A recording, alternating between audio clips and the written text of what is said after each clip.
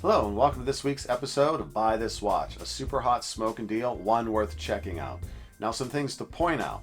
I don't own these watches, I don't know these dealers, and therefore I do not warrant these purchases. These just so happen to be a really great deal that I found as I was watch hunting. Figured I'd pass it along to you. You'll also want to know that in the title of the episode is the date.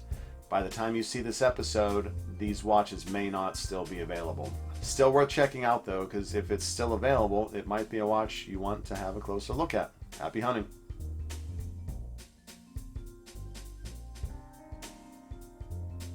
Welcome back to this Hobby of Ours Buy This Watch edition.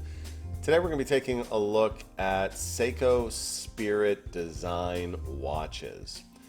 So Seiko Spirit is a special line out of Seiko that has quite a bit of history in Seiko's attempts to innovate and make some really unusual watches, and I think it was a resounding success. There's a couple that I've owned personally, and we're going to take a look at a couple other ones today. So if we come to this little website, seikodesign.com, and head over to their little design museum tab for a hot minute, it's got some really unusual watches they've done over the years. This is some interesting reading, some interesting viewing. Just to click into one of these. Alpinist, the Landmaster grew out of this project. This unusual GMT watch, GPS, solar, crazy. And the Alpinist Digital and the Landmaster Spring Drive. So some pretty crazy projects. This particular tab, these watches are a little more on the high end, but we're going to be looking at some Daytona alternatives today.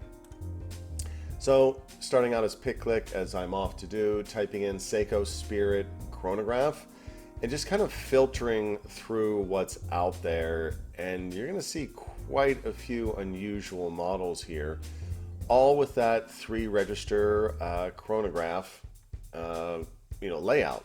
And I just noticed this one here. I wasn't expecting to share this one. I own this watch. This one is one of the better Seiko Speedmaster design projects. I love mine, and it wears so thin. Quartz piece. Let's see, what did he have this for sale? $342 is a good price. I'd hit him at $275. But the models I really want to take a look at today are these more Daytona looking ones.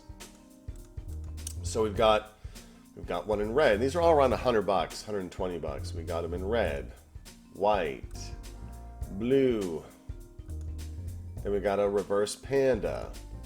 And then we've got this one in black. Look at this. Gosh, if you admire that Daytona layout, but you're not ready, willing, able to spend Daytona dollars, let alone if you could find one.